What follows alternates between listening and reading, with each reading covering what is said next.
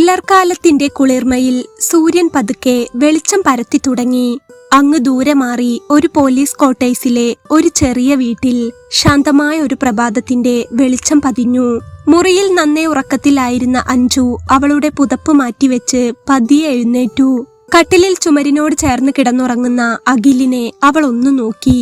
രണ്ടുപേരും ഒരു കട്ടിലിലാണ് കിടക്കുന്നതെങ്കിലും അവരുടെ ഇടയിൽ അകലം ധാരാളം ഉണ്ടായിരുന്നു. അഖിലിനെ ഒന്ന് നോക്കിക്കൊണ്ട് തന്നെ അവൾ അവിടെ നിന്ന് എണീറ്റ് മെല്ലെ അടുക്കളയിലേക്ക് ചെന്നു. അടുക്കളയിൽ ചെന്ന് സ്വിച്ചിട്ടതും അവിടെ എങ്ങും വെളിച്ചം പരന്നു. പതിവ് പോലെ അവൾ അവളുടെ ചിട്ടയായ ജോലികളിലേക്ക് കടന്നു. അഞ്ജു ഒരു പോലീസുകാരന്റെ ഭാര്യ. നേരം പുലരും മുൻപേ തന്നെ അവൾ എന്നും എഴുന്നേൽക്കും. വീടെല്ലാം തുടച്ച് വൃത്തിയാക്കി, പാത്രങ്ങളെല്ലാം കഴുകി അടുക്കി, ചൂടുള്ള ചായയും ബ്രേക്ക്ഫാസ്റ്റുമെല്ലാം തയ്യാറാക്കി ഡൈനിങ് ഹാളിലെ മേശപ്പുറത്ത് കൊണ്ടുവയ്ക്കും. ശേഷം അലക്കാനുള്ള തുണികൾ വാഷിംഗ് മെഷീനിലിട്ട് കഴിഞ്ഞ് കുളിക്കാൻ കയറും. കുളി കഴിഞ്ഞ് തലയിൽ ഒരു തോർത്തുമുണ്ട് ചുറ്റി പൂജാമുറിയിൽ വിളക്ക് വെച്ച് കഴിയുമ്പോഴേക്കും മെഷീൻ തുണികളെല്ലാം അലക്കി കഴിഞ്ഞിട്ടുണ്ടാവും. അതിരാവിലെ തന്നെ അവയെല്ലാം മുറ്റത്തെ അയലിൽ വിരിച്ചിടും. സബ് ഇൻസ്പെക്ടറായ അവളുടെ ഭർത്താവ് അഖിൽ ഉണർന്നു വരുമ്പോഴേക്കും അവളുടെ ആ വീട്ടിലെ പണികളെല്ലാം കഴിഞ്ഞിട്ടുണ്ടാവും. രാവിലെ എണീറ്റ് ജോലിയെല്ലാം പെട്ടെന്ന് തീർക്കുക എന്നുള്ളത് അവൾക്ക് കുഞ്ഞുനാൾ മുതലേ ഉള്ള ശീലമാണ്. സ്കൂളിൽ പഠിക്കുന്ന കാലം തൊട്ടേ രാവിലെ പഠിക്കാൻ പോകുമ്പോഴേക്കും അവളുടെ ജോലിയെല്ലാം കഴിഞ്ഞ് നല്ല ഫ്രഷ് ആയിട്ടുണ്ടാകും. ആ പതിവിപ്പോൾ അവളുടെ വിവാഹം കഴിഞ്ഞ ശേഷവും മാറിയിട്ടില്ല. 8 മണിയൊക്കെ ആയപ്പോഴാണ് അഖിൽ ഉറക്കത്തിൽ നിന്നുണർന്നത്. ഉറക്കമുണർന്ന പാടെ അവൻ ഫോൺ എടുത്ത് അതിൽ ആർക്കൊക്കെയോ മെസ്സേജ് അയച്ചു തുടങ്ങി. ശേഷം ചെന്ന് കുളിച്ച് പോലീസ് യൂണിഫോം ധരിച്ച് കയ്യിൽ ഒരു തൊപ്പിയുമായി അഖിൽ ഡൈനിങ് ടേബിളിനരികിലേക്ക് വന്നു. ഡൈനിങ് ഹാളിൽ ആകെ അപ്പോൾ ചന്ദനത്തിരിയുടെ സുഗന്ധം പരക്കുന്നുണ്ടായിരുന്നു. ഒപ്പം ആകെ ഒരു നിശബ്ദതയും. അഖിൽ മേശയ്ക്കരികിൽ വന്നിരുന്നപ്പോൾ അഞ്ജു വേഗത്തിൽ ചെന്ന് അവന് ബ്രേക്ക്ഫാസ്റ്റ് വിളമ്പിക്കൊടുത്തു. ചായ അല്പം ചൂടാറിയിട്ടുണ്ട്, ഒന്ന് ചൂടാക്കി കൊണ്ടുവരട്ടെ? അവൾ അപ്പോൾ പതിയെ അവനോട് ചോദിച്ചു. പൊതുവെ അവന് ചൂടുള്ള ചായ അത്ര ഇഷ്ടമല്ല. ഫ്ലാസ്കിൽ നിന്ന് എത്ര ചൂടോടെ ഒഴിച്ചു കൊടുത്താലും അവൻ ചൂടാറ്റിയാണ് കുടിക്കാറുള്ളത്. എന്നാൽ അന്ന് പതിവിലും ചൂടാറിപ്പോയതുകൊണ്ടാണ് അവൾ അങ്ങനെ ചോദിച്ചത്. വേണ്ട, ചൂട് വേണ്ട, അഖിൽ ഒരു ഭാവവ്യത്യാസവും ഇല്ലാതെ പറഞ്ഞു. അഞ്ജു അപ്പോൾ അവനോടൊന്നും മൂളി. പിന്നെ മറ്റ് സംസാരങ്ങളൊന്നുമില്ലാതെ അവൻ ബ്രേക്ക്ഫാസ്റ്റ് കഴിച്ചു. അഞ്ജു ഇടയ്ക്കിടെ അവന്റെ കണ്ണുകളിലേക്കും മുഖത്തേക്കും മാറി മാറി നോക്കുന്നുണ്ടായിരുന്നെങ്കിലും അഖിൽ അവളെ ശ്രദ്ധിക്കുന്നേ ഉണ്ടായിരുന്നില്ല. ഒരു സ്നേഹവാക്ക് അല്ലെങ്കിൽ ഒരു പുഞ്ചിരി, അതൊന്നും തന്നെ അവിടെ ഉണ്ടായില്ല. അവൾ അതെല്ലാം അവനിൽ നിന്ന് കൊതിക്കുന്നുണ്ടായിരുന്നു. അവനോടുള്ള അവളുടെ നോട്ടത്തിൽ അതെല്ലാം തന്നെ ഉണ്ടായിരുന്നു. എന്നാൽ അവന്റെ കണ്ണുകളിലോ മുഖത്തോ ഒന്നും തന്നെയില്ല. ആകെയുള്ളത് ഭാര്യയോടുള്ള ഇഷ്ടക്കേടിന്റെ ചെറിയൊരു വിരസത മാത്രം. ബ്രേക്ക്ഫാസ്റ്റ് കഴിഞ്ഞ് അഖിൽ ജോലിക്ക് പോകാനായി തയ്യാറെടുത്തു. അവൻ ഉമ്മറത്തേക്ക് ഇറങ്ങിയപ്പോൾ അഞ്ജുവും അവന്റെ പിറകെ ഇറങ്ങി. ഗേറ്റ് ഞാൻ അടച്ചോളാം, അഞ്ജു അപ്പോൾ പതിഞ്ഞ സ്വരത്തിൽ പറഞ്ഞു. വേണ്ട, ഇവിടെ നിന്നാൽ മതി, അഖിൽ കുറച്ച് കടുപ്പത്തോടെ പറഞ്ഞ് മുന്നോട്ടിറങ്ങി. അവന്റെ വാക്കുകൾ അഞ്ജുവിന്റെ ഹൃദയത്തിൽ കൊളുത്തി വലിക്കുന്ന വേദനയുണ്ടാക്കി. എന്നും ഇത് പതിവാണ്, കൂടുതൽ സംസാരിക്കാറില്ല. എന്തെങ്കിലും സംസാരിക്കുന്നത് തന്നെ ഇങ്ങനെയൊക്കെയാണ്. അതുകൊണ്ട് തന്നെ ആ വേദന ഇപ്പോൾ അവൾക്ക് സ്ഥിരമായിരിക്കുന്നു. പോയി വരാമെന്നു പോലും പറയാതെ അഖിൽ ക്വാർട്ടേഴ്സിന്റെ പടി ഇറങ്ങിപ്പോയി. ഗേറ്റ് കടന്ന് അവൻ പോകുന്നത് അഞ്ജു അവിടെ ഉമ്മറത്ത് നിന്ന് നോക്കിക്കണ്ടു. അവൻ പോയ ശേഷം അവൾ തിരിഞ്ഞകത്തേക്ക് നടന്നു. അകത്തെത്തി വാതിലടച്ചതും അടച്ചിട്ട വാതിലിന് നേരെ തന്നെ ഒരു നിമിഷ നേരം അവൾ നിന്നു. ചുറ്റും ശാന്തമാണ്. ഒച്ചയില്ല, അനക്കമില്ല, ഒന്നുമില്ല. വീടാകെ വൃത്തിയായി കിടക്കുന്നുണ്ടെങ്കിലും അവളുടെ ഉള്ളമാകെ അലങ്കോലപ്പെട്ട് കിടക്കുകയായിരുന്നു. അവൾ പതിയെ ചെന്ന് അടുക്കളയിലെ കസേരയിലേക്ക് ഇരുന്നു. നെഞ്ചിനകത്തെന്തോ ഒരു വേദന പോലെ തോന്നിയ അവൾ കൈകൾ നെഞ്ചിൽ വെച്ച് മെല്ലെ ഒന്ന് തടവി. അവളുടെ കണ്ണുകൾ അപ്പോൾ നിറഞ്ഞിരുന്നു. ആരും കാണാനില്ലാത്തതുകൊണ്ട് തന്നെ അവൾ തന്റെ സങ്കടങ്ങളെ പതുക്കെ പുറത്തേക്കിടാൻ തുടങ്ങി. എന്തിനാണ് എന്നോട് ഇത്ര ഇഷ്ടക്കേട്? പിന്നെ എന്തിനാണ് എന്നെ വിവാഹം ചെയ്തത്? ഞാൻ ചെയ്ത തെറ്റെന്താണ്? ദിവസവും മനസ്സിൽ ആവർത്തിക്കുന്ന ചോദ്യങ്ങൾ. അഖിൽ അടുത്തില്ലാതാകുമ്പോൾ മാത്രം അവളുടെ മുഖത്ത് തെളിയുന്ന ഒരു കടുത്ത വിഷാദം. ക്വാർട്ടേഴ്സിലെ 4 ചുവരുകൾക്ക് മാത്രം അറിയുന്ന അവളുടെ കരയുന്ന കണ്ണുകൾ, കലങ്ങിയ മുഖം. അഖിൽ പോയി തിരിച്ചെത്തുന്നത് വരെ അവൾ അങ്ങനെയൊക്കെ തന്നെയായിരുന്നു. ആ ക്വാർട്ടേഴ്സിലെ എല്ലാ ചുവരുകൾക്കും അതറിയാമായിരുന്നു. അതേസമയം സ്റ്റേഷനിലെത്തിയ അഖിലിനും വലിയ സന്തോഷമൊന്നും ഉണ്ടായിരുന്നില്ല. കല്യാണം കഴിഞ്ഞ് മധുവിധു ആഘോഷിക്കേണ്ട നാളുകളിലായിരുന്നെങ്കിലും അവർ രണ്ടുപേരും 2 ലോകത്തായിരുന്നു. അവന്റെ മനസ്സിലും ആ ജീവിതത്തോട് വല്ലാത്തൊരു ചടപ്പ് തോന്നി തുടങ്ങിയിരുന്നു. അതിന് കാരണമുണ്ട് താനും. കാരണം അവൻ ഒട്ടും ഇഷ്ടപ്പെട്ട് നടന്ന വിവാഹമായിരുന്നില്ല അഞ്ജുവുമായിട്ടുള്ളത്. ഒരു പോലീസ് ഉദ്യോഗസ്ഥൻ എന്ന നിലയിൽ അവൻ ഓക്കെ ആയിരുന്നെങ്കിൽ പോലും അവന്റെ യൂണിഫോമിനുള്ളിൽ അവൻ പേറിയതത്രയും നീതികേടിന്റെയും നിരാശയുടെയും കനലുകളായിരുന്നു. പ്രത്യേകിച്ച് വിവാഹശേഷം അവന്റെ മനസ്സാകെ കൈവിട്ടു പോവുകയായിരുന്നു. അതിന്റെ കാരണം വിവാഹത്തിനു മുൻപുള്ള അവന്റെ പ്രണയം തന്നെയാണ്. പ്രണയം എന്ന് പറയുമ്പോൾ ഭർത്താവ് ഉപേക്ഷിച്ച് 6 വയസ്സുള്ള ഒരു മകളുള്ള പെണ്ണിനോടുള്ള പ്രണയം. അതുതന്നെയാണ് വിവാഹശേഷം അവൻ അവന്റെ ഭാര്യയോട് ഒത്തുപോകാൻ പറ്റാത്തതും. വിവാഹം കഴിഞ്ഞപ്പോഴും അവൻ രേഷ്മയോടുള്ള ബന്ധം സൂക്ഷിക്കുന്നുണ്ട്. ബന്ധം തകർന്നൊരു വിവാഹ ജീവിതമായിരുന്നു രേഷ്മയുടേത്. ആദ്യ ഭർത്താവുമായി എന്നും വഴക്കും പ്രശ്നവും മാത്രം. ഭർത്താവുമായി വഴക്കുണ്ടാക്കാനുള്ള കാരണം മറ്റു പല ബന്ധങ്ങളും രേഷ്മയ്ക്കുണ്ടായിരുന്നു. എല്ലാം കണ്ടുപിടിച്ച അവളുടെ ഭർത്താവിന് അവളിൽ സംശയം കൂടി വന്നു. വീട്ടിലെന്നും സ്വസ്ഥത ഇല്ലാതായി വന്നതുകൊണ്ടും അയാൾക്ക് രേഷ്മയെ നിയന്ത്രിക്കാനാവാത്തതുകൊണ്ടും അവർ തമ്മിലുള്ള ബന്ധം പിരിഞ്ഞു. അതിനുശേഷമാണ് അവൾ പോലീസ് ഓഫീസറായ അഖിലുമായി പ്രണയത്തിലാകുന്നത്. ഭർത്താവുമായുള്ള ഒരു പ്രശ്നവുമായി ബന്ധപ്പെട്ട് ഒരിക്കൽ സ്റ്റേഷനിൽ വന്നതായിരുന്നു രേഷ്മ. കാണാൻ ചെറുപ്പവും ഭംഗിയും ഉള്ളതുകൊണ്ട് തന്നെ അഖിലിനെന്തോ അവളോടൊരു സഹതാപം തോന്നിയിരുന്നു. എന്നാൽ പിന്നീട് എപ്പോഴോ ആ സഹതാപം അവർ തമ്മിലുള്ള അടുപ്പമായി മാറി. രേഷ്മയുടെ മറ്റു ബന്ധങ്ങളോ ഭർത്താവിന്റെ സംശയമോ ഒന്നും തന്നെ അഖിൽ വിശ്വസിച്ചില്ല. ഒരു മകളുണ്ടായിരുന്നിട്ടും അവൻ അവളെ സ്നേഹിച്ചു. ഭർത്താവ് ഉപേക്ഷിച്ച വേദനയിലും ഒറ്റപ്പെടലിലുമാണ് അവളെന്ന് അവൾ അഖിലിനെ വിശ്വസിപ്പിച്ചു. ആ ഒറ്റപ്പെടലിൽ അവൾക്കും മോൾക്കും അഖിൽ ഒരു തുണയായി തണലായി മാറുകയായിരുന്നു. നിയമപരമായി അവൾ ബന്ധം വേർപെടുത്തുന്നതിനു മുൻപ് തന്നെ അഖിൽ അവളെ സ്വന്തമായി കണ്ടു. നമുക്കൊന്നിച്ച് ജീവിക്കണം രേഷ്മ, എന്റെ വീട്ടുകാരെ കൊണ്ട് ഞാൻ സമ്മതിപ്പിക്കും. അവൻ അവൾക്ക് വാക്കുകൊടുത്തിരുന്നു. എന്നാൽ ഈ കാര്യം അവൻ വീട്ടിൽ അവതരിപ്പിച്ചപ്പോൾ റിട്ടയർഡ് മിലിറ്ററിക്കാരനായ അവന്റെ അച്ഛൻ ഈ ബന്ധത്തിന് ഒരിക്കലും സമ്മതിക്കാൻ തയ്യാറല്ലായിരുന്നു. അയാൾ ശീലിച്ചു പോന്ന പട്ടാളച്ചിട്ട തന്നെ വീട്ടിലും കൊണ്ടുവരാൻ നോക്കുന്ന ആളായിരുന്നു അഖിലിന്റെ അച്ഛൻ. അതുകൊണ്ട് തന്നെ മോന്റെ ഈ ബന്ധത്തിന് ഒരിക്കലും കൂട്ടുനിൽക്കില്ല എന്ന് അയാൾ അവനോട് ഉറപ്പിച്ചു പറഞ്ഞു.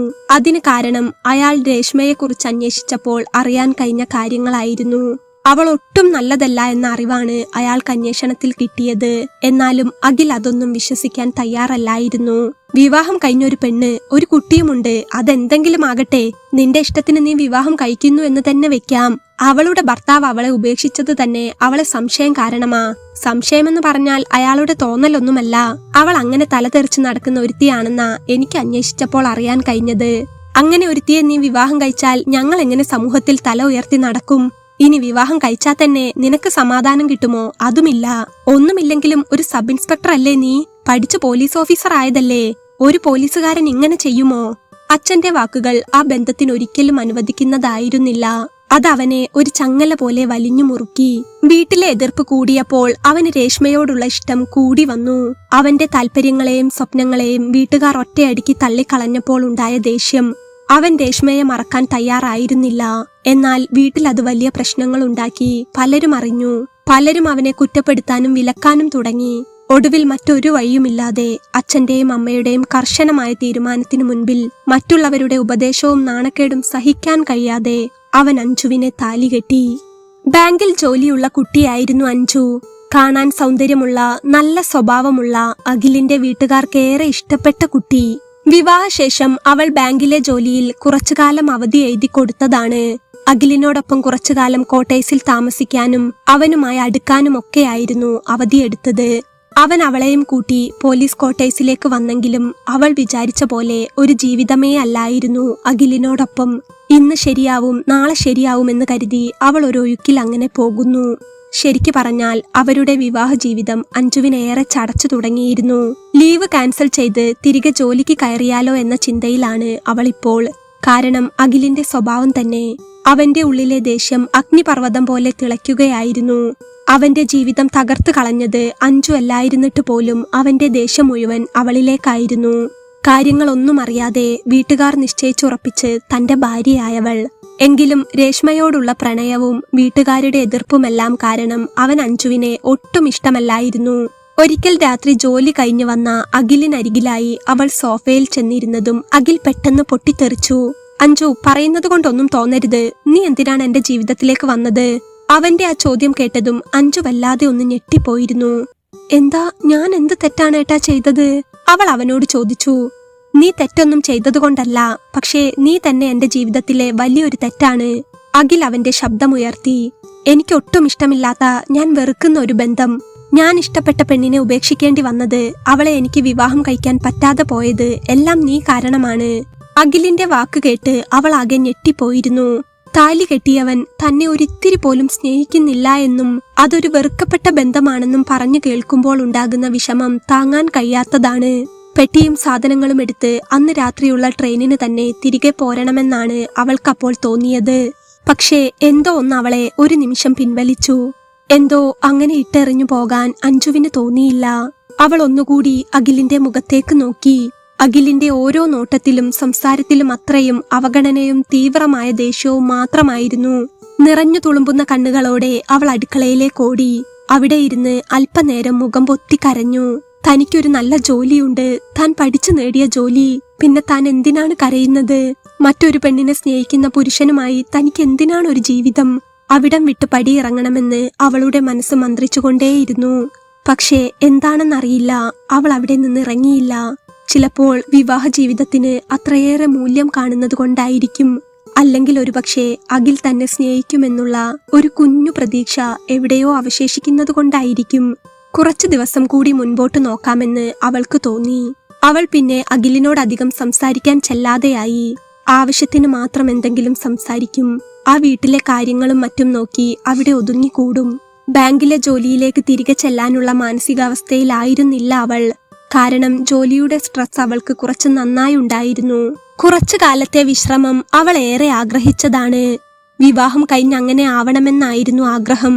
പക്ഷേ എല്ലാം കൈവിട്ടുപോയി എന്നറിയാമായിരുന്നിട്ടും അവൾ അവിടെ തുടർന്നു. കഴിയുന്നതും അഖിലിന്റെ മുൻപിൽ പോകാതിരിക്കാൻ ശ്രദ്ധിച്ചു. രാത്രി കിടക്കാൻ ചെന്നാലും അവനോടൊന്നും സംസാരിക്കാതെ കട്ടിലിന്റെ ഒരോരം ചേർന്ന് കിടക്കും. ഫോണിൽ നോക്കി നോക്കി അവൻ എപ്പോഴെങ്കിലും ഉറങ്ങിപ്പോകും. അതൊന്നും ശ്രദ്ധിക്കാതെ അവളും കിടന്നുറങ്ങും. പഠിപ്പുണ്ടെങ്കിലും ജോലിയുണ്ടെങ്കിലും ഒരു പാവം പെൺകുട്ടിയായിരുന്നു അവൾ. അത്രയൊക്കെ അഖിൽ മുഖത്തു നോക്കി പറഞ്ഞിട്ടും അവഗണിച്ചിട്ടും അഖിലിന്റെ കാര്യങ്ങളെല്ലാം അവൾ ചെയ്തു കൊടുക്കുമായിരുന്നു. അവന്റെ യൂണിഫോം അലക്കി ഇസ്തിരിയിട്ട് കൊണ്ടു കൊടുക്കുമ്പോൾ അഖിൽ അവളെ ശ്രദ്ധിക്കാതെ ഒഴിഞ്ഞു മാറുമായിരുന്നു.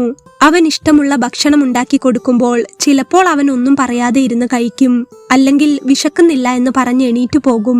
അവന് തന്നെ ഒട്ടും ഇഷ്ടമല്ലെന്ന സത്യം ഓരോ ദിവസം കഴിയുമ്പോഴും അവൾ കൂടുതൽ കൂടുതൽ മനസ്സിലാക്കുകയായിരുന്നു. പിന്നീടുള്ള ഓരോ ദിവസങ്ങളിലും നീ എനിക്ക് ആരുമല്ല എന്ന് അവൻ പറയാതെ പറയുകയായിരുന്നു അവളോട്. കുറച്ചു ദിവസങ്ങൾ കൂടി മുന്നോട്ടു പോയി. പരസ്പരം ആരുമല്ലാത്തവരെ പോലെ അവർ അവിടെ കഴിച്ചുകൂട്ടി.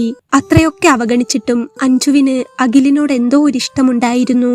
അതുതന്നെയാണ് ഇട്ടിട്ട് പോകാൻ അനുവദിക്കാതെ അവളെ അവിടെ പിടിച്ചു നിർത്തിയത്. പക്ഷേ ആ ഇഷ്ടം മനസ്സിലാക്കാനോ അനുഭവിക്കാനോ അഖിൽ ശ്രമിച്ചില്ല. തനിക്കിഷ്ടമില്ലാത്ത വിവാഹം, നഷ്ടപ്പെട്ട പ്രണയം, ആ കനൽ അവന്റെ മനസ്സിൽ നിന്ന് അണഞ്ഞിരുന്നില്ല. അഞ്ജുവിനോടുള്ള ദേഷ്യത്തിനും രേഷ്മയോടുള്ള പ്രണയത്തിനും അവന് മാറ്റമൊന്നും വന്നിട്ടില്ലായിരുന്നു. പരസ്പരം ഒന്നും സംസാരിക്കാതെ, ഒരു ബന്ധവുമില്ലാതെ ഒരു മേൽക്കൂരയ്ക്ക് താഴെ കുറച്ചു ദിവസങ്ങൾ കൂടെ അവർ രണ്ട് ധ്രുവങ്ങളിലായി ജീവിച്ചു. അപ്പോഴും രേഷ്മയുമായി അവന് ഫോണിലൂടെയും അല്ലാതെയും ബന്ധമുണ്ടായിരുന്നു. ഒരുപക്ഷെ അഞ്ജു തന്നെ ഇട്ടിട്ട് പോകുമെന്നും രേഷ്മയെ കൂടെ കൂട്ടിക്കൊള്ളാമെന്നും അവൻ അവൾക്ക് വാക്കുകൊടുത്തിരിക്കണം.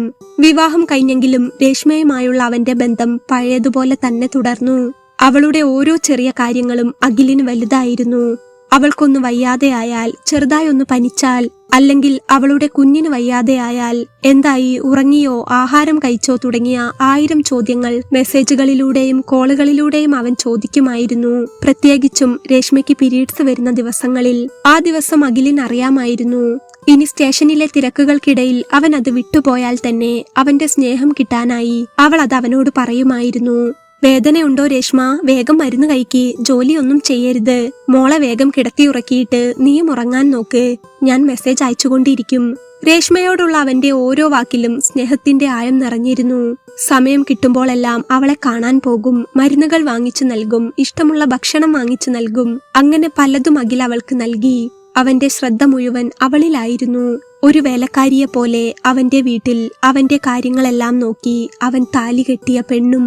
അങ്ങനെയിരിക്കെ അന്നൊരു വൈകുന്നേരം അഖിൽ ഡ്യൂട്ടി കഴിഞ്ഞ് വീട്ടിലെത്തി. സ്ഥിരമായി അവൻ വരുന്ന സമയത്ത് അഞ്ജു പോയി വാതിൽ തുറന്നു കൊടുക്കാറുണ്ട്. എന്നാൽ അന്ന് അവളെ വാതിൽക്കൽ കണ്ടില്ല. അവൻ ഡോർ തുറന്ന് അകത്ത് കയറി. ശേഷം തൊപ്പി ഊരി ഹാളിലെ സോഫയിൽ വെച്ചു.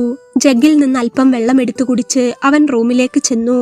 റൂമിന്റെ വാതിൽ തുറന്നപ്പോൾ കണ്ടത് കട്ടിലിൽ ചുരുണ്ടുകൂടി കിടക്കുന്ന അഞ്ജുവിനെയാണ്. അവൾക്കൊട്ടും വയ്യായിരുന്നു. അവളുടെ മുഖം വിളറിയിരുന്നു. നെറ്റിയിൽ വിയർപ്പ് പൊടിഞ്ഞിരുന്നു. ചുണ്ടുകൾ കടിച്ചു പിടിച്ച് അവൾ വേദന അടക്കി പിടിക്കാൻ ശ്രമിക്കുന്നുണ്ടായിരുന്നു. പതിവില്ലാത്ത ക്ഷീണവും കിടപ്പും കണ്ടപ്പോൾ അഖിൽ ഒന്ന് അവളെ നോക്കി. എന്തുപറ്റി? അവൻ അറിയാതെ യാന്ത്രികമായി ചോദിച്ചുപോയി.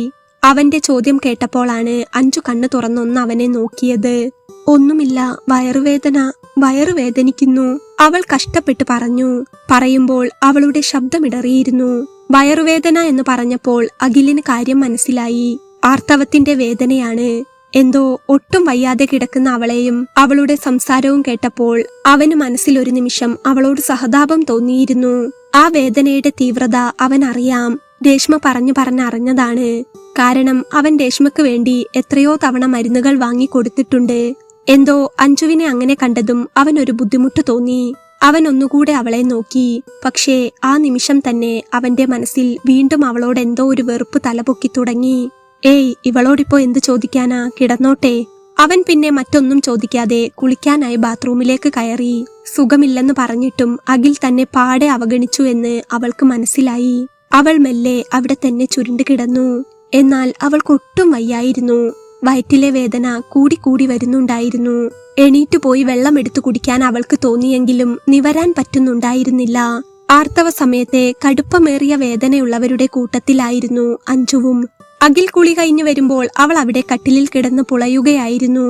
എന്നാൽ അവൻ അവളെ നോക്കാതെ വേഗം മുടി ചീകി പുറത്തേക്ക് നടന്നു. എനിക്കിത്തിരി ചൂടുവെള്ളം എടുത്തു തരാമോ?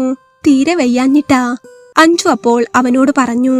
അവൾ അത് പറഞ്ഞപ്പോൾ അവനൊന്ന് അവളെ തിരിഞ്ഞു നോക്കി. ഹാളിലെ ഫ്ലാസ്കിലുണ്ട്, അതൊന്നിങ്ങോട്ട് എടുത്തു തന്നാൽ മാത്രം മതി, അഞ്ജു ദയനീയതയോടെ അവനോട് പറഞ്ഞു. അവൻ ഒരു നിമിഷം അവിടെ നിന്നു. ശേഷം ഹാളിൽ പോയി ഫ്ലാസ്കും ഒരു ഗ്ലാസുമായി തിരികെ വന്നു. അത് കട്ടിലിനടുത്തുള്ള മേശപ്പുറത്ത് വെച്ചു. ദാ ഇവിടുണ്ട്. അവൻ അത് പറഞ്ഞ് വേഗത്തിൽ ഫോൺ കയ്യിലെടുത്തു. അവന്റെ വിരലുകൾ അപ്പോൾ വേഗത്തിൽ രേഷ്മയ്ക്ക് മെസ്സേജ് അയക്കാൻ തുടങ്ങി. അതെ, രേഷ്മയ്ക്ക് അന്ന് പീരീഡ്സ് വന്നിട്ട് 3ാമത്തെ ദിവസമായിരുന്നു. എന്തായി രേഷ്മ, വേദന കൂടുന്നുണ്ടോ? മോളെ വെച്ച് നീ എങ്ങനെയാ ഒറ്റക്ക് ഹാൻഡിൽ ചെയ്യുന്നത്? ഫുഡ് ഞാൻ ഓർഡർ ചെയ്തു തരാം, നീ റെസ്റ്റ് എടുക്ക് കേട്ടോ. അവന്റെ വിരലുകൾ മെസ്സേജ് കീബോർഡിൽ ചലിച്ചുകൊണ്ടേയിരുന്നു. അപ്പോഴേക്കും അപ്പുറത്തു നിന്ന് രേഷ്മയുടെ മെസ്സേജുകൾ എത്തി. അവന്റെ വിവാഹം കഴിഞ്ഞതാണെന്ന് അറിഞ്ഞിട്ടും അവനൊരു ഭാര്യയുണ്ടെന്ന് അറിഞ്ഞിട്ടും അവനെ ഇടം വല്ലം തിരിയാൻ വിടാതെ രേഷ്മ മുറുക്കി വെച്ചിരിക്കുകയായിരുന്നു. സ്നേഹം തുളുമ്പുന്ന അവളുടെ പഞ്ചാര വാക്കുകൾ ഫോണിലൂടെ ഒഴുകിയെത്തി. അവൻ അവൾക്ക് മെസ്സേജ് അയച്ചുകൊണ്ട് തന്നെ റൂമിൽ നിന്ന് പുറത്തേക്കിറങ്ങി. അഞ്ജു അപ്പോൾ പതിയെ കട്ടിലിൽ എണീറ്റിരുന്നു. കൈനീട്ടി ഫ്ലാസ്ക് കയ്യിലെടുത്തു. ഗ്ലാസിൽ കുറച്ച് വെള്ളമൊഴിച്ച് ആ ചൂടുള്ള വെള്ളം അല്പമായി കുടിക്കാൻ തുടങ്ങി. ഒട്ടും വയ്യായിരുന്നു അവൾക്ക്. കുറച്ച് വെള്ളം കുടിച്ചപ്പോൾ അല്പം ആശ്വാസം തോന്നിയെങ്കിലും വീണ്ടും അടിവയറ്റിൽ നിന്ന് വേദന കത്തിക്കയറുന്നുണ്ടായിരുന്നു. അവൾ മെല്ലെ വീണ്ടും കട്ടിലിലേക്ക് ചുരുണ്ടു. റൂമിന്റെ മൂലയിൽ വേദന തിന്ന് കട്ടിലിൽ കിടക്കുന്ന ഭാര്യയെ തീരെ മൈൻഡ് ചെയ്യാതെ മറ്റൊരു പെണ്ണിന്റെ വേദനയെക്കുറിച്ച് ആവലാതിപ്പെടുകയായിരുന്നു അഖിൽ. അപ്പോൾ അഞ്ജു അവളുടെ കണ്ണുകൾ മെല്ലെ അടച്ചു. കണ്ണുനീർ അവളുടെ കവിളിലൂടെ ഒലിച്ചിറങ്ങി. ആർത്തവത്തിന്റെ വേദനയോടൊപ്പം തന്നെ അഖിലിന്റെ അവഗണനയുടെ വേദനയും അവൾ അനുഭവിക്കുന്നുണ്ടായിരുന്നു. അവന്റെ പെരുമാറ്റം അവൾക്ക് പുതിയതായിരുന്നില്ലെങ്കിലും ഈ വേദനയുടെ സമയത്ത് പോലും അവൻ തന്നെ ശ്രദ്ധിക്കാതിരുന്നപ്പോൾ അത് അവളെ വല്ലാതെ വിഷമിപ്പിച്ചു. ഒന്നുമില്ലെങ്കിലും ഒരു പോലീസുകാരനല്ലേ? മറ്റുള്ളവരുടെ വേദനയിൽ സഹാനുഭൂതി കാണിക്കുന്നവരല്ലേ പോലീസുകാര്? സഹായിക്കുന്നവരല്ലേ? പക്ഷേ ഈ ആൾ അങ്ങനെയൊന്നുമല്ല. അവൾക്ക് അവളുടെ മനസ്സിൽ ഏറെ വിഷമം തോന്നി. അവൾ തലയിണ വയറ്റിലേക്ക് അമർത്തി പിടിച്ചുകൊണ്ട് അവിടെ ചുരുണ്ടുകൂടി കിടന്നു. അപ്പോൾ പുറത്തുപോയ അഖിൽ പുറത്തുനിന്ന് ഭക്ഷണമെല്ലാം കഴിച്ച് സമയമേറെ വൈകിയാണ് തിരിച്ചെത്തിയത്. തിരിച്ചവൻ മുറിയിലേക്ക് എത്തുമ്പോൾ അഞ്ജു അവിടെ കട്ടിലിൽ അങ്ങനെ തന്നെ കിടക്കുകയായിരുന്നു. റൂമിലെത്തിയ അവൻ കണ്ണാടിക്ക് മുൻപിൽ ചെന്ന് നിന്ന് ഡ്രസ്സ് മാറാനായി ഷർട്ടിന്റെ ബട്ടൺ അയച്ചു തുടങ്ങി. അവൻ വന്നത് കണ്ട അഞ്ജു കട്ടിലിൽ എണീറ്റിരുന്നു. അടിവയറ്റിൽ കത്തിക്കയറുന്ന വേദന ഉണ്ടായിരുന്നെങ്കിലും അവൾ എന്തോ തീരുമാനിച്ചുറപ്പിച്ച പോലെയാണ് അഖിലിനെ നോക്കിയത്. ഒരു വയ്യായിക വന്നാൽ പോലും തിരിഞ്ഞു നോക്കാത്ത, ഒരു സഹാനുഭൂതിയും തന്നോട് കാണിക്കാത്ത മറ്റൊരു പെണ്ണിനെ മനസ്സിൽ കൊണ്ട് നടക്കുന്ന ഒരുത്തനെ തനിക്കെന്തിനാണ്? തന്നെ വേണ്ടെന്നും വെറുക്കപ്പെട്ട ബന്ധമാണെന്നും മുഖത്ത് നോക്കി പറഞ്ഞിട്ടും ഇത്രയും നാൾ താൻ ഇവിടെ നിന്നത് തന്നെ ഏറ്റവും വലിയ മണ്ടത്തരമല്ലേ? ഇനി വേണ്ട, ഒന്നും വേണ്ട. എനിക്കും ഇതിപ്പോൾ ഒരു വെറുക്കപ്പെട്ട ബന്ധമായി തുടങ്ങിയിരിക്കുന്നു. മനസ്സിൽ ഒരു വലിയ തീരുമാനം എടുത്തുകൊണ്ട് തന്നെ അഞ്ജു കട്ടിലിലിരുന്ന് അഖിലിനെ നോക്കി. ശേഷം അവൾ എഴുന്നേറ്റ് അഖിലിനരികിലേക്ക് ചെന്നു. അവളുടെ മുഖത്തപ്പോൾ ഒരു ഉറച്ച ഭാവമായിരുന്നു. അഖിലേട്ട എന്ന് തന്നെ വിളിക്കാനാണ് അവൾക്ക് നാവിൽ വന്നത്. പക്ഷേ അങ്ങനെ വിളിക്കേണ്ടതുണ്ടോ എന്ന് പോലും അവൾ ഒരു നിമിഷം സംശയിച്ചു. എങ്കിലും ബഹുമാനം കൈവിടാതെ അവൾ അങ്ങനെ തന്നെ വിളിച്ചു. അഖിലേട്ടാ, ഏട്ടാ, നമുക്കിത് അവസാനിപ്പിക്കാം. അഞ്ജു പതിഞ്ഞ സ്വരത്തിൽ എന്നാൽ ദൃഢമായി തന്നെ പറഞ്ഞു. അഖിൽ തന്റെ ഷർട്ടിന്റെ ബട്ടണുകൾ അയക്കുന്നതിനിടയിൽ ഒരു നിമിഷം ഒന്ന് നിന്നു. എന്ത്? അവൻ അവളെ തിരിഞ്ഞു നോക്കി. അവന്റെ ശബ്ദത്തിൽ ആശ്ചര്യമൊന്നും ഉണ്ടായിരുന്നില്ല. അവൻ ഏറെ പ്രതീക്ഷിച്ച ഒരു ചോദ്യം പോലെയാണ് അവൻ അഞ്ജുവിനെ നോക്കിയത്. നമ്മുടെ ബന്ധം തന്നെ, ഇനി ഇത് വേണ്ട, നമുക്ക് പിരിയാം. ഇന്നെനിക്ക് ഒട്ടും വയ്യ, നാളെ ഞാൻ പൊയ്ക്കോളാം. ഏട്ടൻ ആരോടാണെന്ന് വെച്ചാൽ തീരുമാനിച്ചുറപ്പിച്ച് ബാക്കി കാര്യങ്ങളൊക്കെ ചെയ്താൽ മതി. ഒപ്പിടാൻ വിളിച്ചാൽ മതി. എവിടെയാണെങ്കിലും ഞാൻ വന്ന് ഒപ്പിടാം. ഏട്ടൻ ഇഷ്ടമില്ലാത്ത ബന്ധമാണെന്ന് എന്റെ മുഖത്ത് നോക്കി പറഞ്ഞല്ലോ, വെറുക്കപ്പെട്ട ബന്ധമാണെന്ന്. അത് പറയുമ്പോൾ അഞ്ജുവിന്റെ വാക്കുകൾ ഇടറുകയായിരുന്നു. എനിക്കിതുവരെ വെറുക്കപ്പെട്ട ബന്ധമായിരുന്നില്ല ഇത്. എന്റെ ജീവനായിരുന്നു, എന്റെ ജീവിതമായിരുന്നു. എന്നാൽ ഇപ്പോൾ എനിക്ക് മടുത്തു. ഇങ്ങനെ ഈ ദേഷ്യവും അവഗണനയും സഹിച്ചുള്ള ഒരു ജീവിതം തുടരാൻ എനിക്ക് വയ്യ, ഒട്ടും വയ്യ. ഏട്ടൻ ആദ്യമായിട്ട് എന്നെ ഇങ്ങോട്ട് കൂട്ടിക്കൊണ്ടുവരുമ്പോൾ എന്റെ സ്വന്തം വീടായി കണ്ടാണ് ഞാൻ ഇവിടേക്ക് കയറിയത്. ഈ നിമിഷം വരെ ഞാൻ അങ്ങനെയേ കണ്ടിട്ടുള്ളൂ. ഈ വീടിനെ മാത്രമല്ല, ഏട്ടനെയും. പക്ഷേ ഇപ്പോൾ മാറി ചിന്തിച്ചു തുടങ്ങി. മടുത്തു, വേണ്ട, എന്തിനാ വെറുതെ, നമുക്ക് പിരിയാം. എന്നിട്ട് ഏട്ടൻ ഇഷ്ടപ്പെട്ട പെൺകുട്ടിയെ വിവാഹം കഴിച്ച് അവരോടൊപ്പം ജീവിച്ചോളൂ. ഞാൻ പോയേക്കാം, ഇനിയില്ല. എന്റെ തെറ്റുകൊണ്ടല്ലെങ്കിൽ പോലും ഏട്ടന്റെ ജീവിതത്തിലേക്ക് ഞാൻ അറിയാതെ കയറി വന്നുപോയി. കാര്യങ്ങളൊന്നും അറിയാതെ സംഭവിച്ചതാണ്. അറിഞ്ഞിരുന്നെങ്കിൽ ഞാൻ ആദ്യമേ ഈ ബന്ധത്തിന് നിൽക്കില്ലായിരുന്നു. സാരമില്ല, ഞാൻ നാളെ പോയിക്കോളാം. നിറഞ്ഞ കണ്ണുകളോടെ അവൾ അത് പറയുമ്പോൾ അഖിൽ അവളുടെ മുഖത്തേക്ക് തന്നെ ഒന്ന് നോക്കി. കാര്യം അവന് ഒട്ടും ഇഷ്ടമായിരുന്നില്ല അഞ്ജുവിനെ. അവന്റെ മനസ്സ് മുഴുവൻ അവന്റെ പ്രണയം തല്ലിക്കെടുത്തിയ വീട്ടുകാരോടുള്ള പകയും രേഷ്മയോടുള്ള സ്നേഹവും മാത്രമായിരുന്നു. എങ്കിലും വിവാഹം കഴിഞ്ഞ് ഇത്ര ദിവസം അഞ്ജുവിനോടൊപ്പമാണ് ഈ കോട്ടേഴ്സിൽ ജീവിച്ചത്. ഇന്നുവരെ തനിക്ക് ഒരു ഉപദ്രവവും അവൾ ചെയ്തിട്ടുമില്ല. തന്റെ എല്ലാ അവഗണനയും സഹിച്ച് ഇവിടെ പിടിച്ചു നിൽക്കുകയായിരുന്നു. പെട്ടെന്ന് അവളായിട്ട് ബന്ധം പിരിഞ്ഞു പോകാമെന്ന് പറഞ്ഞപ്പോൾ സ്വന്തം താല്പര്യം അതായിരുന്നെങ്കിൽ പോലും അഖിലിനെന്തോ ഒരു വല്ലായ്മ തോന്നി. അഞ്ജുവിനപ്പോൾ വേദന കാരണം നിൽക്കാൻ കഴിയുന്നുണ്ടായിരുന്നില്ല. അവൾ വയറിൽ പൊത്തിപ്പിടിച്ചുകൊണ്ട് പതിയെ കട്ടിലിലേക്ക് തന്നെയിരുന്നു. അവൾക്കൊട്ടും വയ്യ എന്ന് അത് കണ്ടപ്പോൾ അഖിലിന് മനസ്സിലായി. അവൻ ഒന്നുകൂടെ അവളെ നോക്കി. നിനക്ക് മരുന്നെന്തെങ്കിലും വേണോ? നല്ല വേദനയുണ്ടോ? അവൻ അവളോട് ചോദിച്ചു. അവന്റെ ചോദ്യം കേട്ടതും അഞ്ജുവിന്റെ കണ്ണുകൾ വല്ലാതെ നിറഞ്ഞു കവിഞ്ഞുപോയി. വേണ്ട ഏട്ടാ, എനിക്കൊന്നും വേണ്ട. നാളെ രാവിലത്തെ ട്രെയിനിന് ഞാൻ പോകും. ഇതുവരെ എന്റെ മുറിയാണെന്ന് കരുതിയ ഇവിടെ കിടന്നത്. ഇപ്പോൾ എന്തോ അങ്ങനെ തോന്നുന്നില്ല. എന്നാലും ഒട്ടും വയ്യാത്തത് കൊണ്ട് ചോദിക്കുകയാണ്. ഇന്നുകൂടി ഞാൻ ഈ കട്ടിലിൽ കിടന്നോട്ടെ? കരഞ്ഞുകൊണ്ട് അഞ്ജു ചോദിച്ചപ്പോൾ അഖിൽ അങ്ങനെ തന്നെ നിൽക്കുകയായിരുന്നു. നീ കിടന്നോളൂ, അതിനൊന്നും ഞാൻ ഒരു തടസ്സവും പറയില്ല അഞ്ജു. എനിക്ക് എന്താണെന്നറിയില്ല. എനിക്ക് ഈ ബന്ധം മുന്നോട്ട് കൊണ്ടുപോകാൻ കഴിയുന്നില്ല. ഞാൻ വീട്ടുകാരോട് തുടക്കം മുതലേ പറഞ്ഞതാ എനിക്ക് പറ്റില്ലെന്ന്. എന്റെ മനസ്സിൽ മുഴുവൻ രേഷ്മയാണ്. പക്ഷേ അവരെല്ലാവരും കൂടി എന്നെ നിർബന്ധിച്ച് ഒരു വിവാഹത്തിലെത്തിച്ചു. എനിക്ക് അവളെ മറക്കാൻ കഴിയുന്നില്ല. വീട്ടുകാരോടുള്ള ദേഷ്യം കാരണം ഞാൻ വല്ലാതെ ബുദ്ധിമുട്ടുകയാണ്. സ്റ്റേഷനിൽ ജോലിയിൽ ശ്രദ്ധിക്കാൻ പറ്റുന്നില്ല. മനസ്സ് മുഴുവൻ വല്ലാത്തൊരു അസ്വസ്ഥത. നമുക്ക് പിരിയാം, അത് തന്നെയാണ് നല്ലത്. വീട്ടിൽ ഞാൻ സംസാരിച്ചോളാം. അവരെങ്ങനെ പ്രതികരിച്ചാലും വേണ്ടില്ല, ഞാൻ പറഞ്ഞോളാം. അച്ഛനോട് ഞാൻ ചെറുതായൊന്ന് സൂചിപ്പിച്ചിരുന്നു, എനിക്ക് ഒത്തുപോകാൻ ബുദ്ധിമുട്ടുണ്ടെന്ന്. നീ കൂടെ ഇങ്ങനെ പറഞ്ഞ സ്ഥിതിക്ക് ഇനി മറ്റു ബുദ്ധിമുട്ടുകളൊന്നുമില്ലല്ലോ. ഞാൻ സംസാരിച്ചോളാം. നിയമപരമായി തന്നെ നമുക്ക് എന്താണെന്ന് വെച്ചാൽ ചെയ്യാം. വളരെ സൗമ്യമായാണ് അഖിൽ അത് പറഞ്ഞത്. അതുവരെ ഉണ്ടായിരുന്ന ദേഷ്യം അപ്പോൾ അവന്റെ മുഖത്തുണ്ടായിരുന്നില്ല. എങ്കിലും അവന്റെ നാവിൽ നിന്ന് അങ്ങനെ കേട്ടപ്പോൾ അഞ്ജുവിന്റെ സങ്കടം വല്ലാതെ കൂടുകയായിരുന്നു. പിരിഞ്ഞു പോകാമെന്ന് അവൾ പറഞ്ഞെങ്കിലും ഒറ്റയടിക്ക് അവനും അത് ഏറ്റുപറയുമെന്ന് അവൾ പ്രതീക്ഷിച്ചിരുന്നില്ല. അവൾ മറുപടിയില്ലാതെ അഖിലിനെ നോക്കി കണ്ണുനീർ വീഴ്ത്തി. മരുന്നെന്തെങ്കിലും വേണമെങ്കിൽ ഞാൻ വാങ്ങിച്ചുകൊണ്ട് തരാം, അഖിൽ അവളോട് പറഞ്ഞു. വേണ്ട, അവൾ പതിയെ തലയാട്ടി. അഖിൽ അപ്പോൾ എന്തോ ഒന്നുകൂടെ പറയാനായി അവൾക്കരികിലേക്ക് വന്നു. എന്നാൽ പറയാൻ തുടങ്ങും മുൻപ് അവന്റെ വയറ്റിൽ നിന്ന് എന്തോ ഒരു അസ്വസ്ഥത തോന്നി തുടങ്ങി. പുറത്തുനിന്നും ഭക്ഷണം കഴിച്ചു വരുമ്പോൾ തന്നെ അവൻ എന്തോ ഒരു ബുദ്ധിമുട്ടുണ്ടായിരുന്നു. പെട്ടെന്ന് മുഖം പൊത്തി അവൻ ബാത്റൂമിലേക്ക് ഓടി. ബാത്റൂമിന്റെ വാതിലെത്തും മുൻപ് തന്നെ അവൻ ഛർദിക്കാൻ തുടങ്ങി. വലിയൊരു ശബ്ദത്തോടെ നിർത്താതെ ഛർദിക്കാൻ തുടങ്ങിയപ്പോൾ അവനെ നിയന്ത്രിക്കാൻ പറ്റിയില്ല. അവൻ ബാത്റൂമിന്റെ ഡോറിൽ ഒരുവിധം താങ്ങി പിടിച്ചുകൊണ്ട് നിലത്തേക്കിരുന്നു. എന്നാൽ കട്ടിലിലിരുന്ന് ഇത് കണ്ട് അഞ്ജു ആകെ ഞെട്ടിപ്പോയിരുന്നു. തന്റെ മുന്നിൽ സംസാരിച്ചുകൊണ്ടിരുന്ന ആൾ പെട്ടെന്ന് ഛർദ്ദിക്കുന്നത് കണ്ടപ്പോൾ അവൾ ആകെ പേടിച്ചുപോയി. വയറ്റിൽ കത്തി നിൽക്കുന്ന വേദനയുണ്ടായിരുന്നെങ്കിലും അവൾ വേഗം കട്ടിലിൽ നിന്ന് എണീറ്റ് അഖിലിനരികിലേക്ക് ചെന്നു.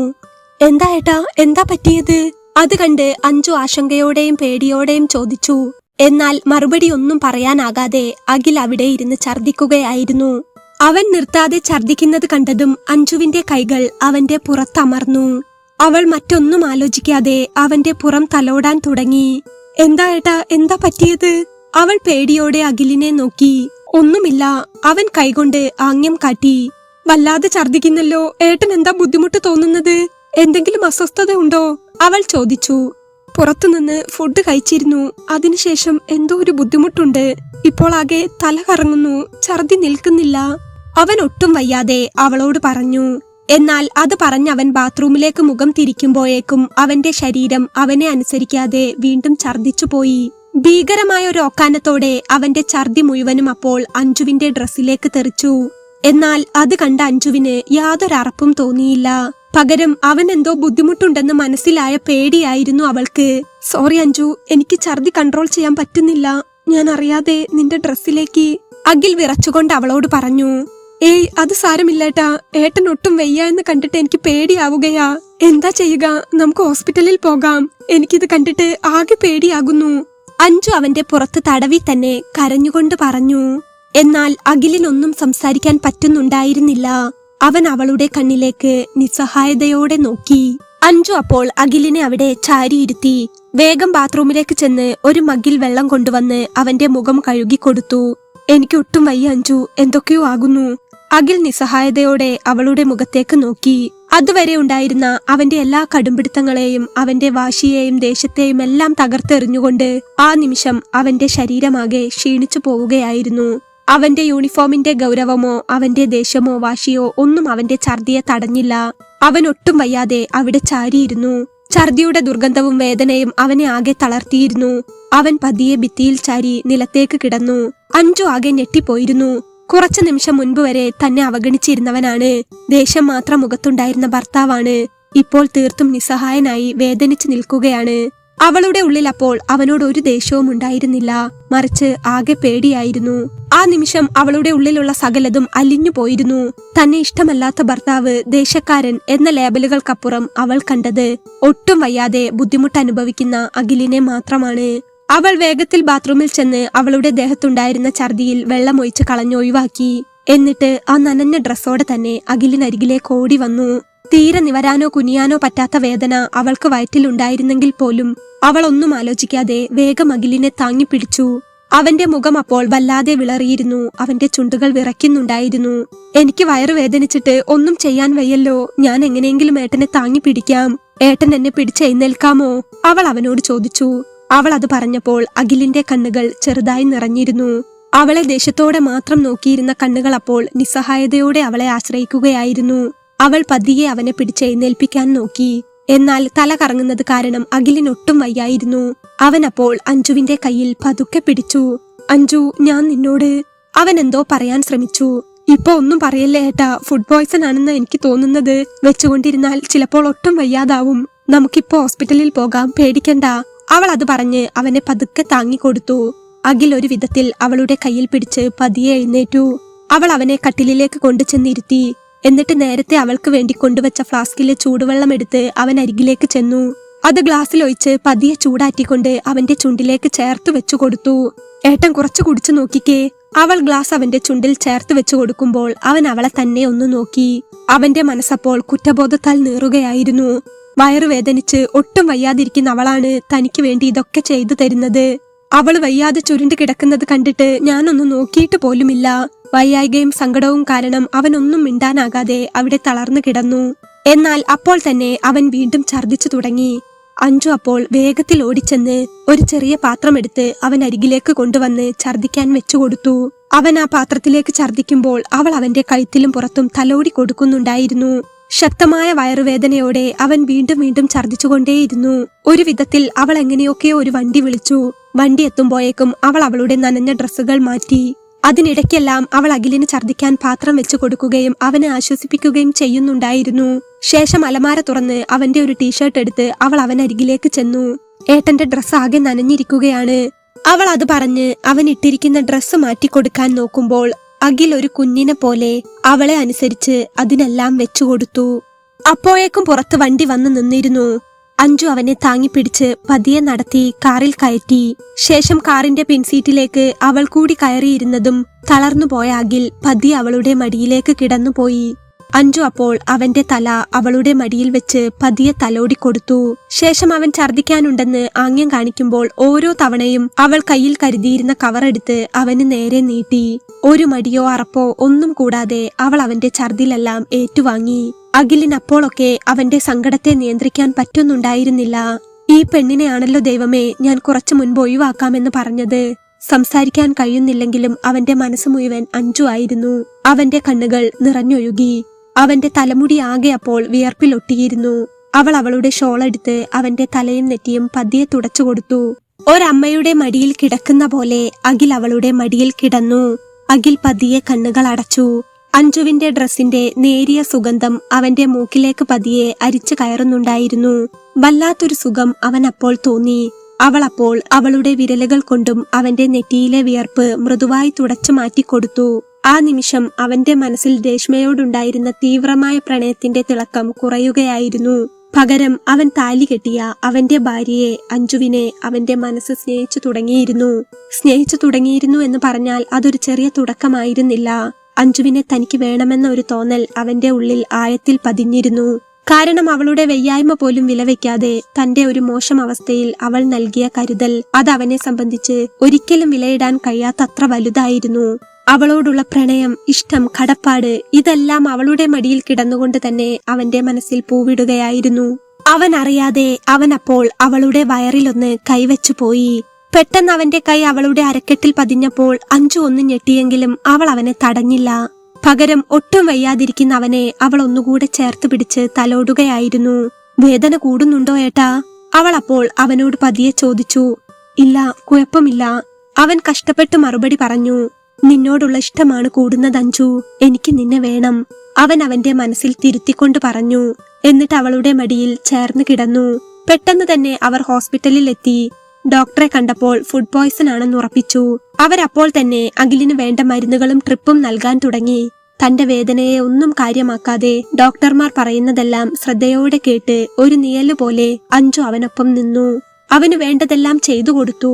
അവനെ താങ്ങിപ്പിടിച്ച് ബാത്റൂമിൽ കൊണ്ടുപോയി.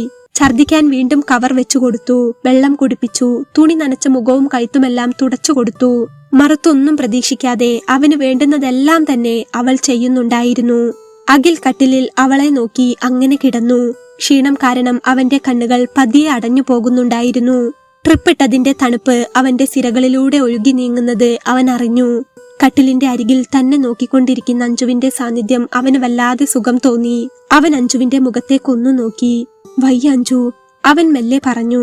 സാരമില്ല, മരുന്നിട്ട് തുടങ്ങിയല്ലോ, ഇനി ഭേദമായിക്കോളും. അവൾ അവനെ നോക്കി സ്നേഹത്തോടെ പറഞ്ഞു. അഖിൽ അപ്പോൾ അവളെ നോക്കി ഒന്ന് ചിരിച്ചു. എനിക്ക് കണ്ണടഞ്ഞു പോകുന്നുണ്ട്, ഞാൻ ചിലപ്പോൾ ഉറങ്ങിപ്പോകും.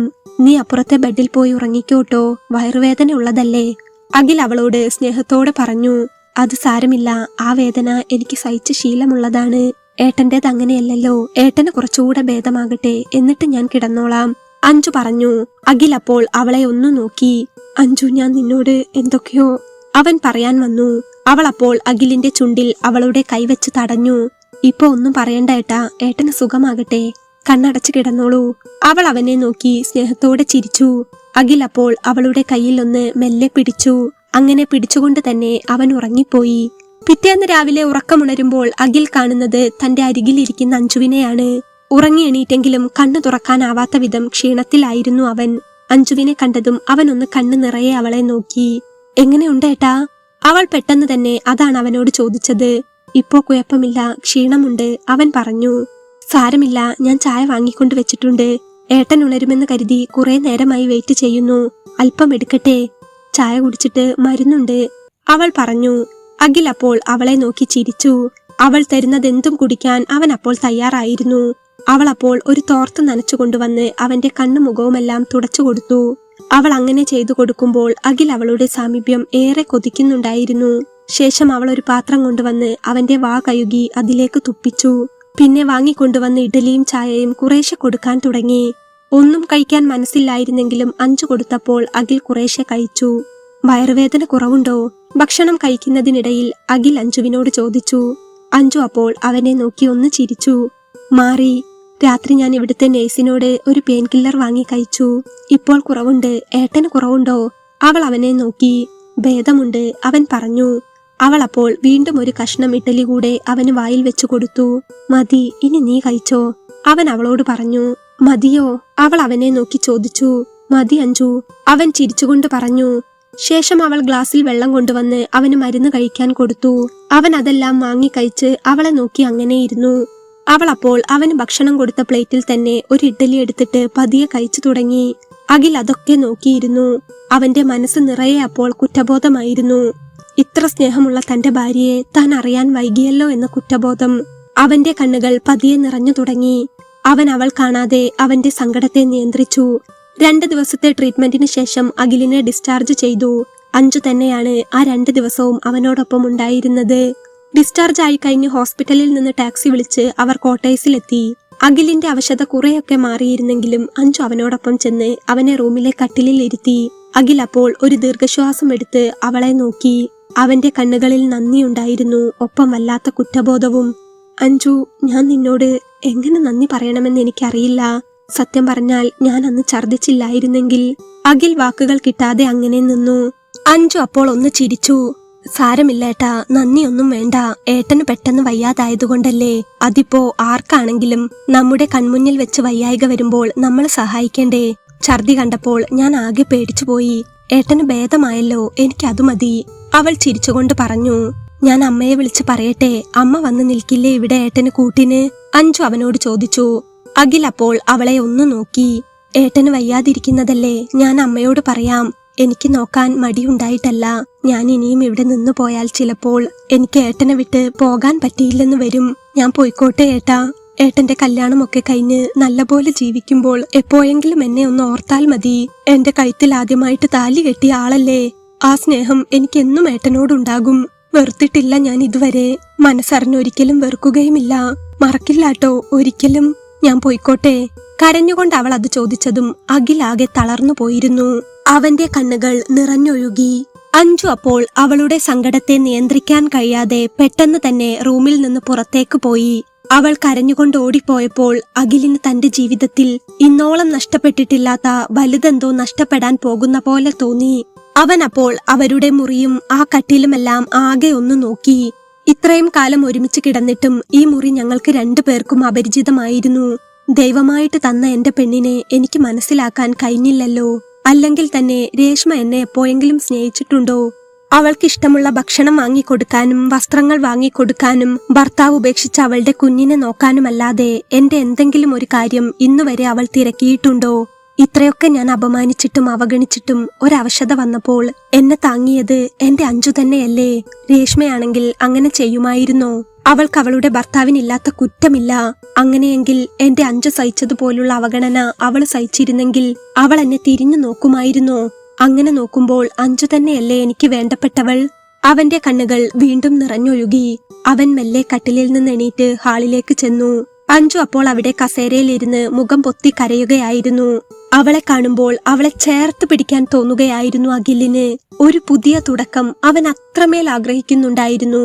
അവൻ പതിയെ അഞ്ജുവിന്റെ അടുത്തേക്ക് ചെന്നു. അവൻ മെല്ലെ അവളുടെ കൈകളിൽ പിടിച്ചു. അവൾ അപ്പോൾ തല ഉയർത്തി അവനെ നോക്കി. അഞ്ജു, അവന്റെ ശബ്ദം താഴ്ന്നു. എന്നെ ഇട്ടിട്ട് പോകരുത്. നിന്നെ ഒഴിവാക്കാൻ എനിക്ക് പറ്റില്ല അഞ്ജു. അറിവില്ലായ്മ കൊണ്ട് എനിക്ക് പറ്റിപ്പോയ എല്ലാ തെറ്റുകൾക്കും നീ എന്നോട് ക്ഷമിക്കണം. നിന്നെ ഞാൻ ഒരുപാട് വേദനിപ്പിച്ചിട്ടുണ്ട് എന്നറിയാം.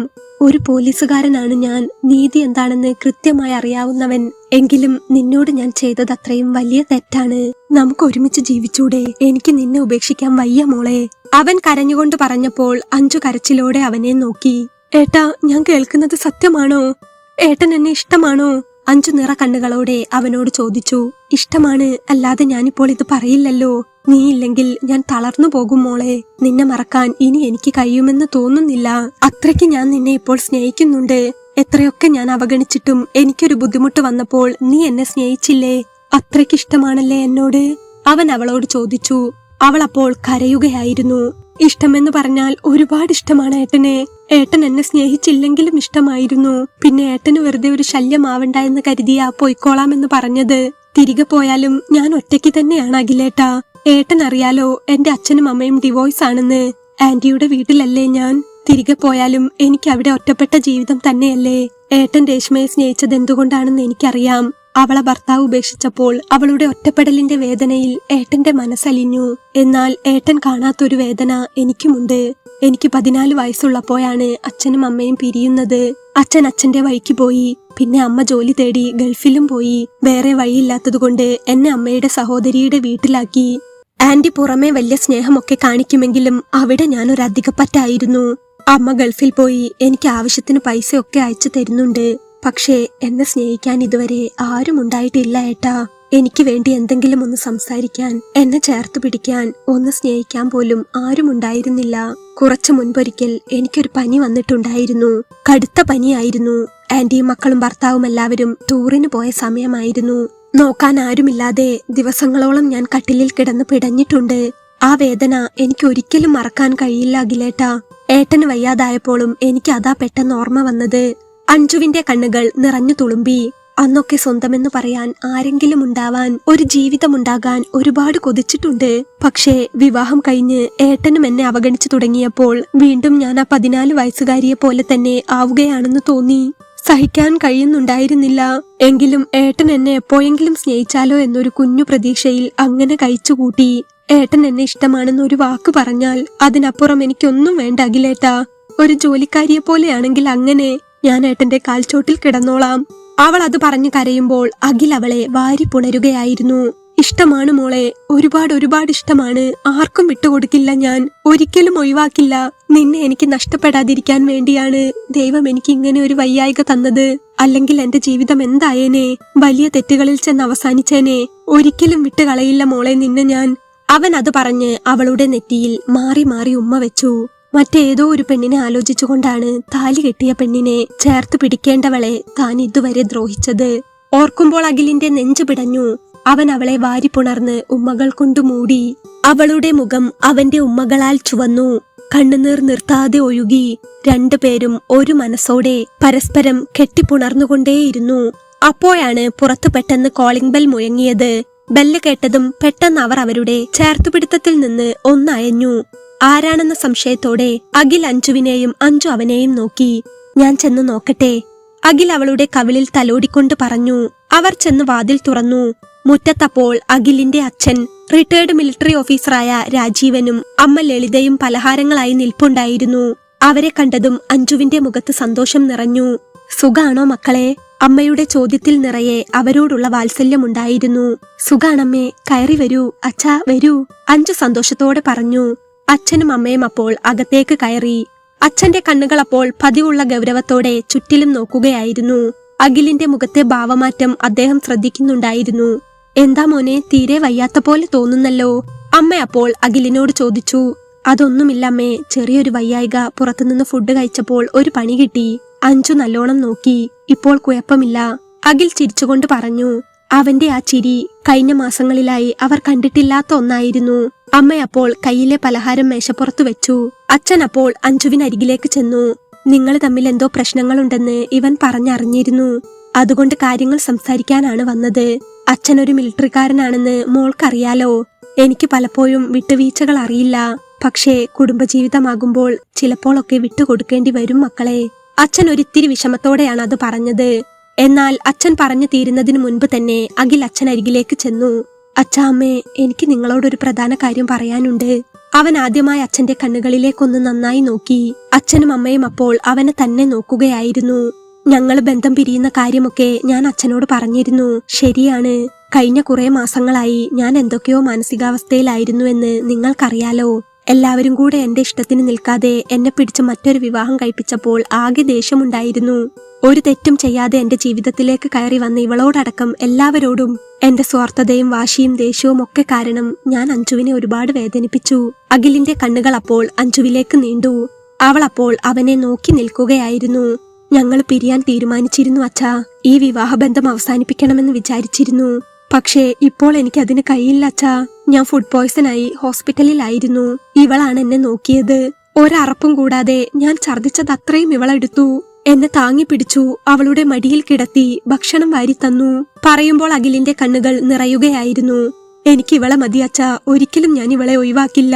നിറഞ്ഞ കണ്ണുകളോടെ അഖിൽ അത് പറയുമ്പോൾ അമ്മയുടെയും അച്ഛന്റെയും കണ്ണുകളും നിറഞ്ഞിരുന്നു. അവന്റെ ആ വാക്ക് കേട്ട സന്തോഷത്തിൽ അഞ്ജുവിന്റെ കണ്ണിൽ നിന്നും കണ്ണുനീർ തുള്ളികൾ ഇറ്റുവീഴുകയായിരുന്നു. അച്ഛനോടും അമ്മയോടും എനിക്കിപ്പോൾ സ്നേഹമേ ഉള്ളൂ. അഞ്ജുവിനെ എന്റെ ഭാര്യയായി തന്നതിന്. നിങ്ങളാണ് എന്റെ കല്യാണം നടത്തിയത്. അതുകൊണ്ടാണ് എനിക്ക് ഇവളെ കിട്ടിയത്. അല്ലെങ്കിൽ എനിക്കിവളെ വേണം അച്ഛാ. ഞാൻ വിട്ടുകൊടുക്കില്ല, ആർക്കും ഒരിക്കലും ഉപേക്ഷിക്കില്ല. അഖിൽ പറഞ്ഞപ്പോൾ അച്ഛനൊന്ന് ദീർഘമായി ശ്വാസമെടുത്തു. ശേഷം ഒന്നും പറയാനാകാതെ സ്നേഹത്തോടെ തലയാട്ടി. ആ മിലിറ്ററി ഓഫീസറുടെ മുഖത്ത് ആദ്യമായി അഭിമാനവും വാത്സല്യവും നിറഞ്ഞു നിന്നു. എടാ മോനെ, അച്ഛന്റെ കഥ നിനക്കറിയാലോ. പട്ടാളച്ചിട്ട ശീലിച്ചു പോയതാടാ. മിലിറ്ററി ഓഫീസറായ എനിക്ക് ചിലപ്പോൾ നീ വിചാരിക്കുന്ന രീതിയിൽ സ്നേഹം പ്രകടിപ്പിക്കാൻ അറിയില്ലായിരിക്കാം. പക്ഷേ എന്നും എന്റെ മോൻ നന്നായി കാണണമെന്ന ആഗ്രഹം മാത്രമേ അച്ഛനുള്ളൂ. നിന്റെ മനസ്സ് വിഷമിപ്പിച്ചുകൊണ്ട് ഞങ്ങൾ ആ ബന്ധം എതിർത്തത് മറ്റൊന്നും കൊണ്ടല്ല. ആ കുട്ടി വളരെ മോശമാണെന്ന അച്ഛൻ അറിഞ്ഞത്. അതുകൊണ്ടാടാ മോനെ അച്ഛൻ അത് വേണ്ടെന്ന് പറഞ്ഞത്. നീ ഇപ്പോ ഇത് പറഞ്ഞു കേൾക്കുമ്പോൾ അച്ഛൻ എത്ര സന്തോഷമുണ്ടെന്നറിയാമോ? അഞ്ജുവിനെ പോലൊരു കുട്ടിയെ നിനക്ക് തരാൻ കഴിഞ്ഞതിൽ അച്ഛന്റെ മനസ്സ് ഒരുപാട് സന്തോഷിക്കുന്നുണ്ട്. അച്ഛൻ അവനോട് സ്നേഹത്തോടെ പറഞ്ഞു. ശേഷം അഞ്ജുവിന്റെ അടുത്ത് ചെന്ന് അവളുടെ തലയിൽ സ്നേഹത്തോടെ തലോടി. മോളെ, ഇവൻ മോളെ ഒരുപാട് വിഷമിപ്പിച്ച് കാണുമെന്ന് അച്ഛൻ അറിയാം. ഇനി മോൾക്ക് വിഷമിക്കേണ്ടി വരില്ല കേട്ടോ. ഇവൻ ഇനി നന്നായി നോക്കും. അച്ഛൻ സ്നേഹത്തോടെ പറഞ്ഞപ്പോൾ അഞ്ജു കരഞ്ഞുകൊണ്ട് തലയാട്ടി. അമ്മ അപ്പോൾ അഞ്ജുവിനെ കെട്ടിപ്പിടിച്ചു. അതെല്ലാം കണ്ട് അഖിലിന്റെ മനസ്സ് വല്ലാതെ സന്തോഷിക്കുകയായിരുന്നു. അവർ സംസാരിച്ചു കൊണ്ടിരിക്കുമ്പോൾ തന്നെ അഖിൽ റൂമിലേക്ക് ചെന്ന് അവന്റെ മൊബൈൽ ഫോൺ കയ്യിലെടുത്തു. ശേഷം അതിൽ രേഷ്മയ്ക്കൊരു മെസ്സേജ് ടൈപ്പ് ചെയ്തു. രേഷ്മ, ഇനി എന്നെ വിളിക്കരുത്. ഞാനിപ്പോൾ പഴയ ആളല്ല. ഞാൻ ഇന്നൊരു ഭർത്താവാണ്. ഞാൻ താലി കെട്ടിയ ഒരു പെണ്ണ് എന്റെ കൂടെയുണ്ട്. അവളെ ചതിക്കാൻ എനിക്ക് വയ്യ. അവൾ അറിയാതെ ഒരു ബന്ധത്തിനും ഇനി ഞാനില്ല. കഴിയുമെങ്കിൽ നീ നിന്റെ ഭർത്താവുമായി ഒരുമിച്ച് മുന്നോട്ട് പോകാൻ നോക്കുക. നിന്റെ മോൾക്ക് അവളുടെ അച്ഛനെ കൊടുക്കാൻ കഴിയുമെങ്കിൽ അത് ഏറ്റവും വലിയ കാര്യമാണ്. ഇനി എന്റെ ഭാഗത്തു നിന്ന് ഒരു മെസ്സേജ് ഉണ്ടാകില്ല. Good bye. അവൻ മെസ്സേജ് അയച്ചു കഴിഞ്ഞ് ഫോൺ മാറ്റിവെച്ചു. അവന്റെ മനസ്സ് നിറയെ അപ്പോൾ അഞ്ജു ആയിരുന്നു. ശേഷം അവൻ ഹാളിലേക്ക് ചെന്നു. അച്ഛന്റെയും അമ്മയുടെയും ഒപ്പം കുറച്ച് നല്ല നിമിഷങ്ങൾ. അവർ 4 പേരും ഒരുമിച്ച് ഭക്ഷണം കഴിച്ചു, സംസാരിച്ചു. ഏറെ സന്തോഷത്തോടെ മനസ്സ് നിറഞ്ഞുകൊണ്ടാണ് അച്ഛനും അമ്മയും അന്ന് വൈകിട്ട് തിരിച്ചു പോയത്. അവർ പോയി കഴിഞ്ഞപ്പോൾ അഖിൽ ചെന്ന് വാതിലടച്ചു. വാതിലടച്ചു കഴിഞ്ഞ് അവൻ തിരിഞ്ഞപ്പോൾ നിറഞ്ഞ ചിരിയോടെ അഞ്ജു നിൽക്കുന്നുണ്ടായിരുന്നു. അഖിൽ സ്നേഹത്തോടെ അവൾക്കരികിലേക്ക് വന്നു. ഒരു നിമിഷം പോലും വൈകാതെ അഖിൽ അവളെ 2 കൈകൊണ്ട് വാരിയെടുത്തു. എന്നിട്ട് ആ വീടിന്റെ ഹാളിലൂടെ അവളെ വട്ടം കറക്കി. അയ്യോ, എന്താ ഏട്ടാ ഇത്? ആഹ്ലാദത്തോടെ അവന്റെ കഴുത്തിൽ മുറുകെ പിടിച്ചുകൊണ്ട് അഞ്ജു ചിരിച്ചു. അവളുടെ ചിരിയുടെ കൊഞ്ചൽ ആ വീട്ടിലെങ്ങും സന്തോഷം നിറച്ചു. അവൻ അവളെ വാരിയെടുത്തുകൊണ്ട് അവരുടെ റൂമിലെ കട്ടിലിൽ കൊണ്ട് കിടത്തി. അപരിചിതരെ പോലെ അവർ കഴിഞ്ഞിരുന്ന ആ മുറിയിൽ വെച്ച് അന്ന് ആദ്യമായി അവൻ അവളുടെ ദേഹത്തേക്ക് കിടന്നു. സ്നേഹത്തോടെ അഞ്ജു അവനെ നോക്കി. അവൻ അപ്പോൾ അവൾ ഇട്ടിരിക്കുന്ന ടോപ്പിനുള്ളിലൂടെ കൈയിട്ട് അവളുടെ വയറ്റിലാണ് ആദ്യം അമർത്തിപ്പിടിച്ചത്. ഈ മടിയിലാണ് ഞാൻ വയ്യാതെ ആയപ്പോൾ കിടന്നത്. അവൻ അത് പറഞ്ഞ് അവളുടെ ടോപ്പിനുള്ളിലൂടെ വയറ്റിലേക്ക് മുഖം അമർത്തി വയറ്റിൽ ഉമ്മ വെക്കാൻ തുടങ്ങി. വയറ്റിലാകെ ഇക്കിളി തോന്നുന്നുണ്ടായിരുന്നെങ്കിലും അഞ്ജുവിന്റെ കണ്ണുകൾ അപ്പോൾ നിറയുകയായിരുന്നു. അവിടെ മുഴുവനും ഉമ്മകൾ കൊണ്ട് മൂടിയ ശേഷം അവൻ പതിയെ അവളുടെ ദേഹത്തേക്ക് കിടന്നു. പതുക്കെ അവളുടെ ഡ്രസ്സ് മാറ്റി തുടങ്ങി. അവൾ അപ്പോൾ അവന്റെ തലമുടിയിലും നെറ്റിയിലും ഒന്ന് തലോടിക്കൊണ്ട് അവന്റെ താടിയിൽ അവളുടെ കൈ ചേർത്ത് പിടിച്ചു. അവളുടെ കൈകൾക്കുള്ളിൽ അവന്റെ മുഖം വല്ലാതെ ശോഭിച്ചു. അവൾ അവന്റെ നെറ്റിയിൽ സ്നേഹത്തോടെ ഒന്നുമ്മ വെച്ചു. ആ നിമിഷം ജീവിതത്തിൽ വിലപ്പെട്ടതെന്തോ അനുഭവിക്കുകയാണെന്ന തോന്നലിൽ നിറഞ്ഞ കണ്ണുകളോടെ അഖിൽ മുഴുവനായും അവളോട് ചേർന്നു. പിറ്റേന്ന് സൂര്യൻ ഉദിച്ചു കഴിഞ്ഞു.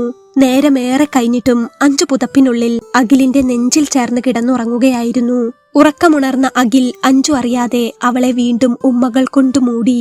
കണ്ണിമ വെട്ടാതെ ഏറെ നേരം അവളെ നോക്കി സ്നേഹത്തോടെ തലോടിക്കൊണ്ടേയിരുന്നു. അവന്റെ മനസ്സിന്റെ താളിലപ്പോൾ അവൾ മാത്രമായിരുന്നു. ചേർത്തു പിടിച്ചിട്ടും മതിയാവാത്ത പോലെ അവൻ വീണ്ടും പതിയെ അവളിലേക്ക് ചേരാൻ തുടങ്ങി.